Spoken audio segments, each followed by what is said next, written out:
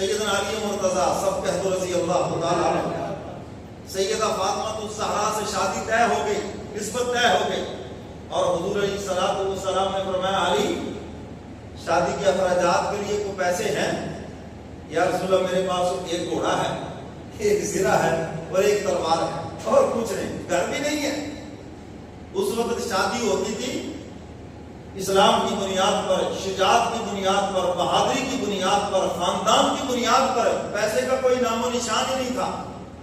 آج کل تو سارے فیصلے پیسوں پہ ہوتے ہیں، پیسوں والے ہوں استخارے بھی ٹھیک، خواب بھی ٹھیک، سہنے بھی ٹھیک، مشورے بھی ٹھیک، اور اگر پیسے نہیں ہیں تو سب کچھ الٹ، سب نظر آتے ہی مولوی صاحب خواب دے ادھر ادھر سوچ رہی ہے تو پتہ نہیں کی نظر آتا ہے، پیسے نہیں۔ اگر وہ پیسے والے ہیں تو پھر سب ٹھیک ہے، کیوں جی ایسے ہے؟ 35 جگہ تو استخارہ ہے، سارا نے کہا ٹھیک ہے ٹھیک ہے جلدی کرو۔ ہاں اللہ اکبر، اس کا نتیجہ کیا نکلا؟ جتنی نکاح کی تعداد ہے اتنی طلاقوں کی تعداد ہوئی پڑی ہے، کیونکہ انسان کی انسان سے شادی نہیں، مکان کی مکان سے شادی ہے، گاڑی کی گاڑی سے شادی، اسٹیٹس کی اسٹیٹس سے شادی ہے، اور پھر بعد میں جب وہ نکلتا نہیں، کیونکہ ہمارے بچے بچیوں کے دماغوں میں میڈیا نے، ڈراموں نے، فلموں نے کار کوٹھی بنگلہ پیلس دفتر ٹھاٹ باٹ بٹھا رکھا ہے دماغوں میں، جب یہ بیٹھا ہوا ہے اس سے نیچے بات ہی نہیں۔ میں کہتا ہوں حیران ہوتا ہوں، بچے والے آ کے پوچھتے ہیں بچی والوں کا گھر گھر ٹھیک ہے، یہ آپ کا کیا لینا دینا اس کے گھر سے جو اپنے جگر کا ٹکڑا تمہیں دے رہا ہے؟ نہیں جی کل کو کوئی دوست آئے پتا تو چلے نا یہ اس کو سسرال ہے۔ میرے محترم سامعین، یہ وہ معاشرتی برائی ہے جس سے ہم سب گزر رہے ہیں، ہم سب گزر رہے ہیں، اور کردار ادا کرنا چاہیے دینداروں کو، اور دیندار جو مالدار ہیں ان کو کردار ادا کرنا چاہیے، یہ مثال بنے لوگوں کے لیے۔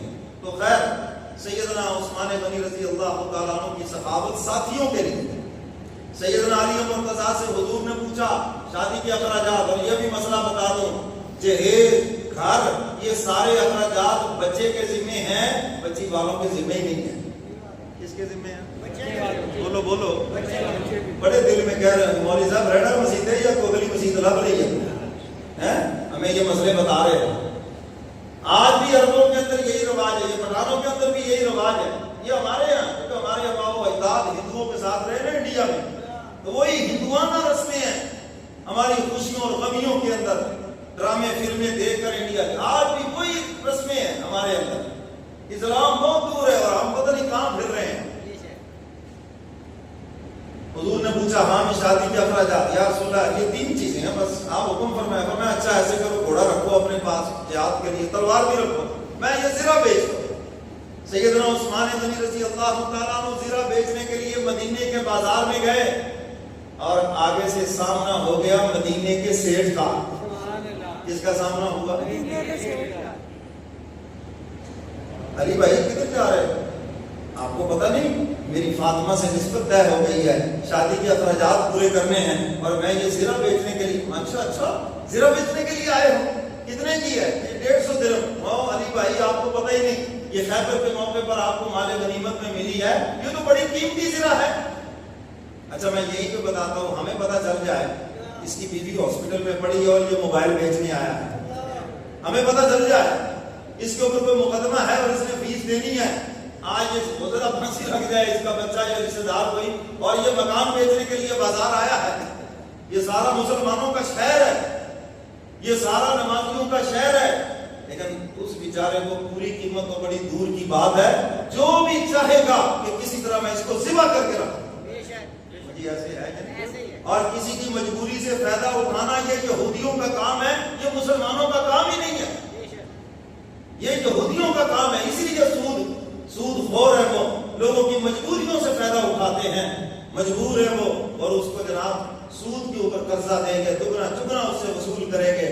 مسلمان مجبوریوں سے فائدہ نہیں اٹھاتا بلکہ وہ مسلمان کا سہارا بنتا، اور یہ سیکھو سیکھ سبق سیدنا عثمان غنی سے۔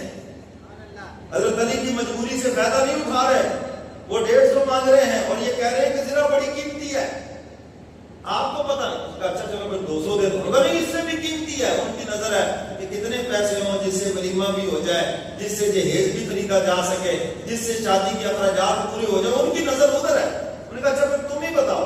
کہنے لگے میرا تو ذہن ہے کہ تمہیں کم از کم کوئی 550 تو مانگنا چاہیے. میں نے کہا چلو پھر 550 ہی مانگتے ہیں. تو پھر آپ نے ان سے بارگیننگ کر کے دل بھی خوش کر دیا, 480 درہم میں سودا کیا. 480 درہم دیے اور زرہ ان سے لے لی. سیدنا علی مرتضیٰ چل پڑے, سیدنا عثمان غنی بھی مخالف سمت چل پڑے. 10 قدم چلے تو پیچھے سے آواز دی, علی بھائی بات سننا. کیا بات ہے؟ فرمایا یار شادی کے موقع پر دوستوں کو گفٹ دیا کرتے ہیں, لیجئے عثمان کی طرف سے یہی زرہ شادی کا گفٹ قبول کرتے ہیں. سمجھ آ رہی ہے بات بھائی؟ شادی کے موقع پہ گفٹ دیے جاتے ہیں جس کے اندر واپسی کی نیت نہ ہو. یہ جو نیوزرا لکھا جا رہا تھا وہ جو منکر نکیر سے بیٹھے ہوتے ہیں, ہاں یہ تو واپسی کے لیے ایسا. اور لڑائی ہوتے دیکھیے, دو جی آج سے 20 سال پہلے 500 دیا تھا, آج کس منہ سے 500 دے رہے ہو؟ سونے کا ریٹ دیکھو, ڈالر کا ریٹ تو دیکھو نا جی. آج کے حساب سے تو 20,000 بنتا ہے. یہ سود نہیں بنتا تو پھر بنتا اور کیا ہے مجھے بتاؤ بھائی. کیوں جی بنتا ہے یہ 500 پہ آپ 20,000 مانگ رہے ہیں, یہ سود نہیں تو اور کیا. لڑائیاں ہوتی دیکھی. سیدنا علی مرتضیٰ رضی اللہ تعالیٰ نے شادی کا گفٹ قبول کیا, آ گئے حضور کے دربار کے اندر. حضور علیہ السلام نے دیکھا, فرمایا علی کیا زرہ بکی نہیں؟ سارا واقعہ بتایا. اور وہ جو درہم تھے حضور نے ہاتھوں میں لی, اس کو لوٹ پوٹ کر رہے ہیں اور آسمان کی طرف چہرہ کر کے عرض کرتے, مولا آج فرش کے اوپر تیرا مصطفیٰ عثمان سے خوش ہو گیا ہے, عرش کے اوپر آپ میرے عثمان سے خوش ہو. اور حضور نے فرمایا تھا آج میرا اتنا دل خوش ہے, آج کے بعد عثمان گناہ بھی کرے تو نامہ اعمال میں نیکی لکھی جائے گی, اور نیکی کرے گا تو ڈبل لکھا جائے گا. اسی لیے تو کہنے والے نے خوب کہا ہے نا, وہ داماد